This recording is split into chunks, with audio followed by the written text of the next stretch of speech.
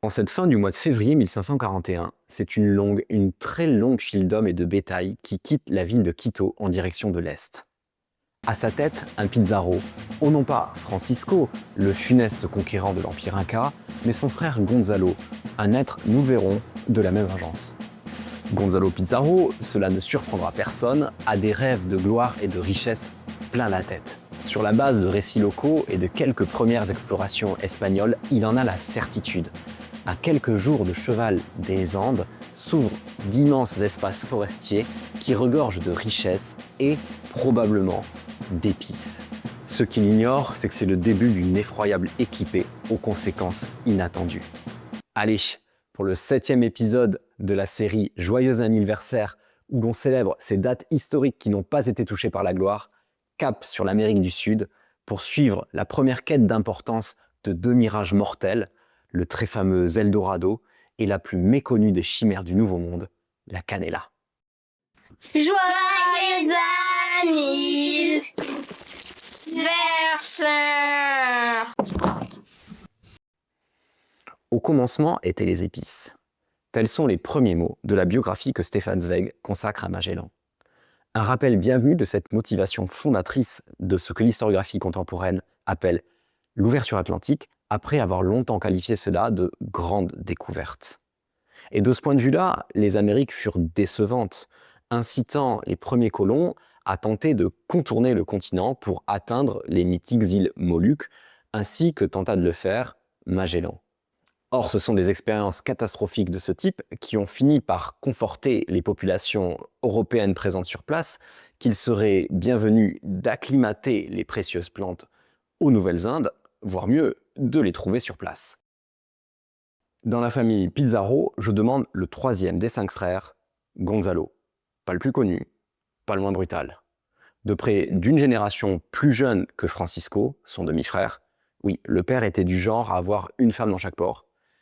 Gonzalo a été de tous les combats lors de la conquête de l'Empire Inca. Il s'est également illustré dans la phase de pacification qui lui succède, et il a aussi été impliqué dans les luttes intestines entre chefs conquistadors pour le partage des terres et du butin, tout cela en étant toujours loyal aux intérêts de son clan. Cette loyauté sans faille lui vaut d'être nommé par le vice-roi, son demi-frère, gouverneur de la province de Quito, Quito étant une ville coloniale tout juste fondée au nord de l'ancien empire Inca. Le poste pourrait paraître modeste, mais il est assorti d'une condition: découvrir et rattacher à la couronne espagnole des terres mythiques, Eldorado et la Canela. Si les conquistadors sont si certains d'avoir à portée de main des pays de cocagne, c'est que les locaux en parlent. Comme autrefois, les anciens Égyptiens, avec le pays de Punt réputé pour ses richesses immenses, célébrées par exemple sur le temple d'Hatchepsout, les Incas avaient l'idée qu'au nord-est de leur territoire se trouvaient des zones aux richesses mirobolantes, et ils y avaient même conduit un certain nombre d'expéditions. Ces précédents historiques, associés à la recherche cupide de richesses des conquistadors, expliquent que l'on projette facilement qu'il y a, au-delà des montagnes, des zones particulièrement prospères à conquérir.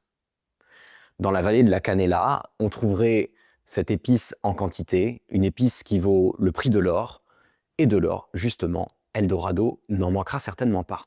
Tout cela n'est qu'illusion, vous le savez, mais allez faire comprendre cela à des Espagnols qui, quelques années plus tôt, ont réussi à contraindre tout un royaume à empiler, du sol au plafond, des richesses destinées à faire libérer son empereur, en vain soit dit en passant. Dans les années 1530, les chroniqueurs espagnols signalent déjà çà et là quelques expéditions dans les territoires septentrionaux de l'Amérique du Sud. Mais rien de comparable avec la fière troupe dont dispose Gonzalo Pizarro. On a là plus de 300 Espagnols, des piquets, des arquebusiers, des cavaliers avec leurs chiens de guerre, plus de 4000 Amérindiens, des milliers de têtes de bétail et autres ressources pour se nourrir en chemin et parer aux différentes éventualités. Ce sont là des chiffres, il faut le noter, qui excèdent les effectifs initiaux à la disposition des conquérants de l'Empire aztèque ou de l'Empire Inca. Et en plus, ils doivent être gonflés au mois de mars de la troupe certes plus modeste qu'apporte avec lui depuis Guayaquil, plus au sud, le second de l'expédition, Francisco de Orellana. Non, Rien ne semble avoir été laissé au hasard, le matériel est abondant, la troupe aguerrie. Les chroniques espagnoles ne s'y sont pas trompées, qui nombreuses relatent l'extraordinaire équipée qui s'ébranle en ce début d'année 1541. La difficulté étant qu'elle ne concorde pas pleinement par la suite, ce qui oblige à une synthèse prudente des événements. En revanche, s'il y a bien un point où ils se rejoignent, c'est pour constater la déroute absolue et dramatique des rêves de gloire de Gonzalo Pizarro. Premier écueil, il faut déjà franchir la barrière des Andes. Dans les alpages enneigés, des Espagnols et plusieurs centaines d'Amérindiens perdent la vie. Premier signal que manifestement l'équipement des populations autochtones n'était pas la première préoccupation des conquistadors, aux surprises.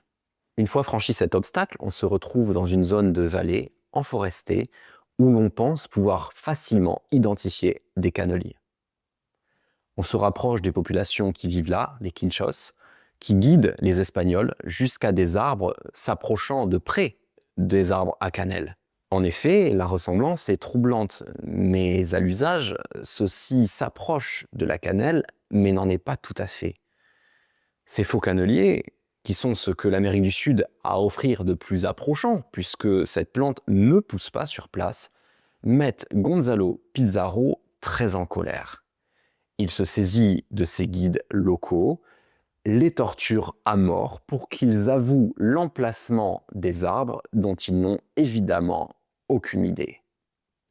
Il meurt en maudissant Pizarro et ses hommes, ce qui n'empêche pas l'expédition de s'avancer plus à l'est.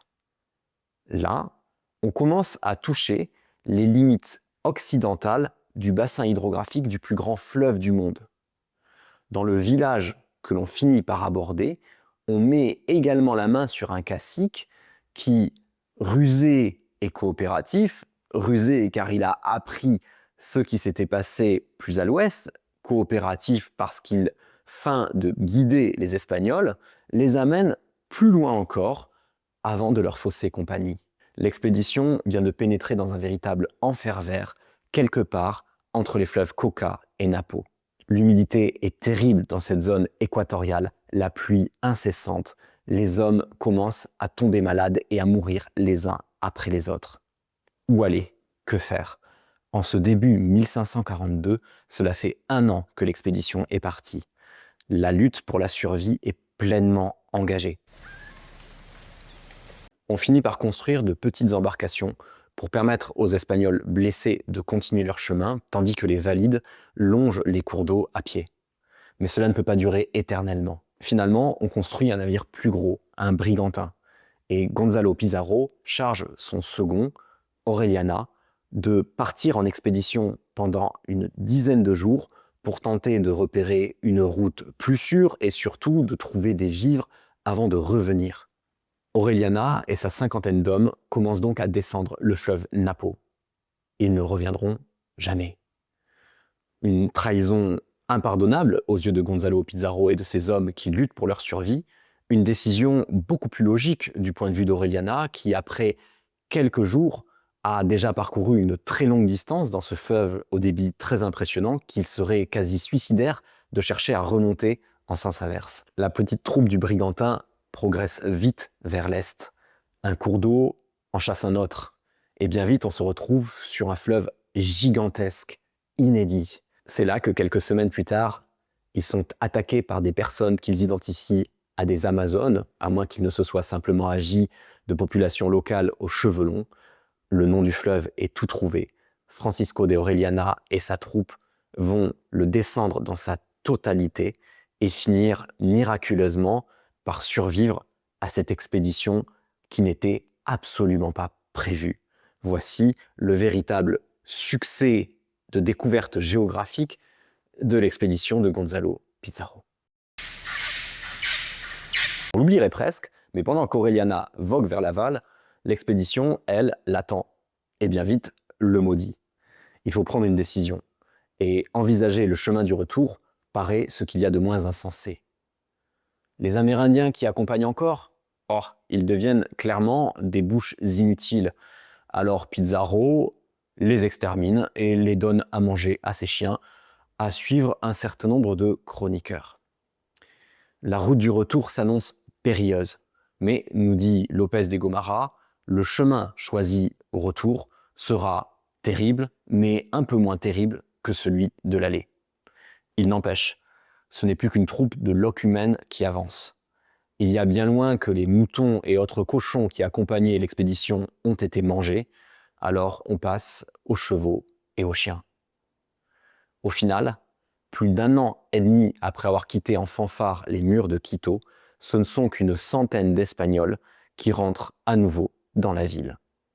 Ainsi s'achève le premier chapitre de l'Odyssée terrible de la Canela et d'Eldorado. On oubliera bien vite la première, mais cessera-t-on un jour de chercher le second?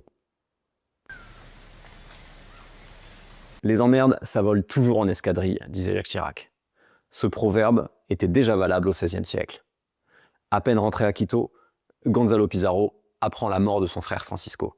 Et quand le malheur n'arrive jamais seul, il doit également subir un nouveau vice-roi qui a la curieuse idée de vouloir accorder un minimum de droits aux indigènes. Gonzalo Pizarro prend alors le parti des colons de la première heure, et ses qualités militaires font le reste, de sorte qu'il parvient à défaire ce vice-roi Núñez et à le décapiter. C'est sans compter qu'un vice-roi peut en cacher un autre. Le suivant est plus habile et parvient à convaincre les colons d'abandonner le dernier Pizarro à sévir encore sur le continent. Arrêté sans même avoir pu combattre, Gonzalo Pizarro est décapité en 1548, dernier sang versé d'une épopée décidément sanglante. Nous voici arrivés au terme de cette narration sur ces pays de cocagne imaginaires qui menèrent tant d'existences à leur ruine. Vous connaissiez certainement le mythe d'Eldorado, vous voici également instruit sur son pendant épicé, la canela. Pour information, il est désormais attesté que le mythe d'Eldorado provient en partie certainement des rites de caciques de l'association Chipchas dans l'actuelle Colombie, qui, dans le lac de Guatavita, avaient pour habitude de s'immerger remplis d'or. Quant à savoir par quel quiproquo on en est venu à imaginer qu'à l'est des Andes s'ouvrait une vallée remplie de cannelle, ça, l'histoire ne l'a pas retenu. Ce fut un plaisir pour moi de vous narrer cette histoire. Si le plaisir a été partagé, vous savez que pour les vidéastes amateurs, les likes, les partages, les commentaires, les abonnements, ça vaut tout l'or du monde. Alors, par avance, merci.